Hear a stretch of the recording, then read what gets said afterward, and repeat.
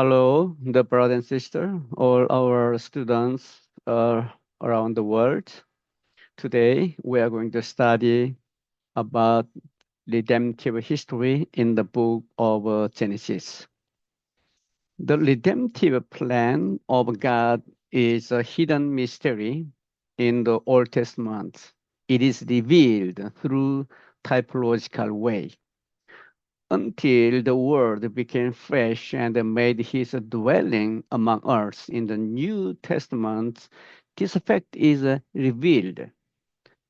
Colossians chapter 1, 26 says, the mystery that has been kept hidden for ages and generations, but it is now disclosed to the Lord's people.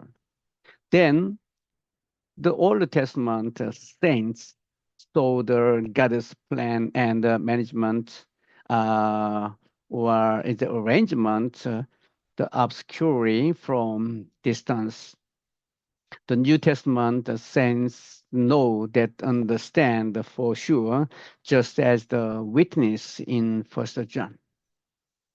That which was from the beginning, which we have heard, which we have seen with our eyes, which we have looked at, and our hands have touched this, we proclaim concerning the word of life. First John chapter 1, verse 1. Apostle Paul also witnessed the Ephesians chapter 39, and to make a plan to everyone the administration of this mystery, which for ages the past was kept hidden in God, who created all things as explained above. And the Old and New Testament are to tell us God's word about the administration of this mystery, which was kept hidden in God.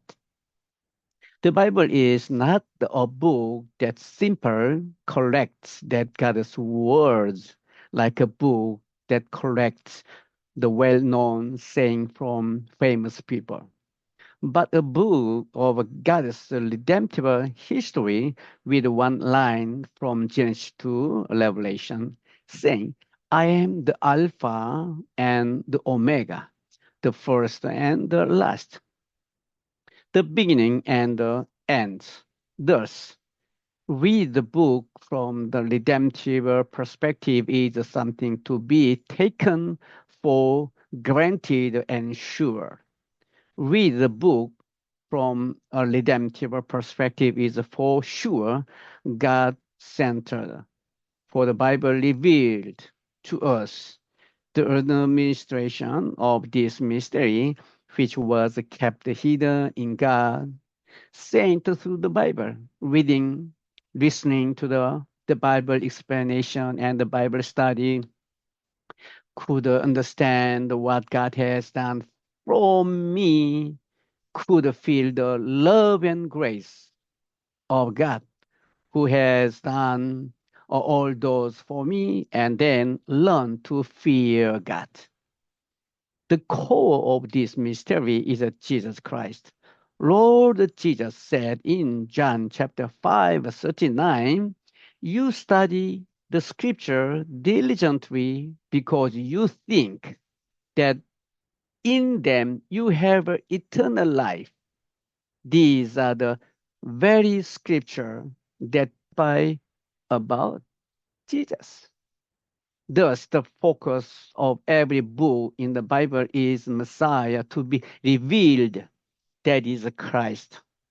In order to find the mystery of this hidden mystery, one must read the Bible from redemptive perspective. God himself would fulfill his administration of this mystery, that is to fulfill the plan had made from Alpha as beginning to Omega from Genesis 1 to Revelation chapter 22. God himself would proceed and fulfill. And this plan, this is a history of redemption. The New Testament also record that the resurrected Lord said to the 11 apostles when he appeared to them, "This is what I told you while I was still with you. Everything must be fulfilled that is written about me in the law of Moses." That's Old Testament, and the prophet, Old Testament, and the Psalm. Then he opened their mind so they could understand the scripture. According to the Luke chapter 20, verse 44 to 45. The law of Moses, the prophet, and the Psalms here refers to the whole Old Testament. That is to say, that Lord Jesus is witnessing the contents about himself recorded in the Old Testament. We are to use the method that Lord Jesus had used, that is to read the Bible through a redemptive historical perspective. In the Bible is considered as a building. It is like a large building with a 66 floor, like a one buildings or one books, 66 chapters. Just like a high building need a skeleton, the Bible also keeps a skeleton. We call it the redemptive history. That is to say, the Bible is not a collection of points, but the line, just like a salvific, salvific train, start from Genesis and runs to the test, the termination of Revelation. There hide the consistency until the unity and the progressivity of the Bible. That's the way Bible claim in the end it is done. I am the Alpha and Omega, the beginning and the end. Only when the believer constructed his skeleton could their faith be strong and firm. The fact is that the modern people possess many partial biblical knowledge, but have a real idea about the contents of the whole Bible or the meaning of these contents in the redemptive historical context. One daily says, well describe this state, see the woods, but fail to the forest. Why this the phenomenon appears? The contents of the Old and New Testament is huge. One chapter for one weekly speech, there need 23 years to finish the whole Bible. 10 verse for one speech, there need about 60 years. Even one books for a week, there also need 1 year. For this reason, Christian lost in this biblical forest, unable to understand the whole books. Thus, how do we read the Bible? That is to say, with which the method to read the Bible appear rather important. The method of Bible research is divided into telescope style, overview research method. This is we call the deductive method. And then microscope style, the analysis research, the methods the like inductive method. In order to, in order not to get lost in the Bible, first they need to overview the whole through the telescope, then analyze the parts through the microscope and the result in good effect. This is to say, get the idea about the whole, the theme of the Bible. First, the theme of the Old Testament, the theme of the New Testament, based on the whole themes of the Bible. Study the theme and the contents of this, Genesis the theme and the contents of the Matthew through this method. Study the theme and the contents of Exodus, Leviticus, Numbers, other books, till Revelation. Also, their need to know the relationship between these books and how God's salvific plan proceeds consistently. If we could study the Bible in the large design, the chart of human salvific, the history, the quintessence, the quintessence that could be understood more, but actually our Bible study is to the localized and microcosmic. From this point, I would like to study God's salvific plan throughout the Bible, from Genesis up to Revelation, with you through these books. Okay, just open your Bible, Genesis. The first book in the Bible is Genesis, of course. The beginning and the basic, the meaning of the Bible is written in Genesis. So Genesis can be described as the starting, the point of the Bible, the origin of the universe, mankind's original sin, and the gospel are all parts of the history of redemption. Therefore, unknowing or improperly studying the book of Genesis would lead a gradual misunderstanding and aligning of the Bible. This is the reason why it is important to have a deeper understanding of Genesis. Moses is the author of Genesis, and the first reader were the Israelites escaped from Egypt. Genesis is the record from the beginning of creation to the time of the Exodus.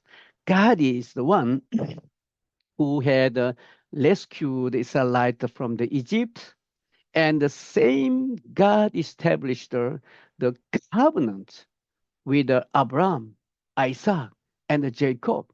This is all written so that the first reader of Genesis would know what God's will is for his people. So as one reads Genesis, it's important to read the stories of the people and in the instance as a way for God to reveal his will and desire, and not merely as a character or event focused story. Scripture is a written book of God's words and a book for the salvation of mankind. It is a point to realize God's will and the purpose through Scripture. The word of God's sovereign power can be seen through the creation contents and the process of salvation. Generally, Genesis was divided into two parts. First, chapter 1 to 11, and then second chapter is second part is chapter 12 to 50. The first chapter 1 to 11 is tells the creation contents. God's sovereign power in creation, God's sovereign over mankind's salvation after fall into sin, and God's sovereignty in the judgments during the event of the flood and the Tower of Babel. And second part, and the chapter 12 to 50, tells the generation of Abraham, Isaac, Jacob, and Joseph. God's sovereign power to choose the person for his purpose. God's sovereignty in calling Abraham, God's sovereignty in the birth of Isaac, God's sovereignty in his providence over Jacob and the God's sovereignty over Joseph's rules. It is important to develop a more accurate understanding of Genesis through your perspective. Further, in Genesis 1 2, it is important to know what God has done in the beginning when God created the heavens and the earth. The focus is to put on the mankind. God had created everything for mankind, and through the creation of man in his own image, God intended to have a relationship with mankind. Second, in Genesis chapter 1 to 11, it is important to notice how mankind respond to God. Through the enticing of Satan, man sinned by eating from the fruits that was forbidden by God. Because of sin, mankind brought the great flood upon themselves, and the men strived again in order to be like God by building the power of Babel to reach the heavens. Further, in Genesis chapter 12 to 50, is important to know how God treats man even after these acts of disobedience, as mankind built the Tower of Babel for their own glory. God confused their language and dispersed them throughout the country and called Abraham to establish his the kingdom and the covenant. God established the primitive gospel of a woman's seed by helping them to conquer Satan. This covenant will be kept by God through his sovereignty. In order to keep his covenant, God calls the Abraham and continue to establish his promise with Isaac and Jacob. These are the things written in Genesis. Okay, this is for the first section. Then later on, we start continuous.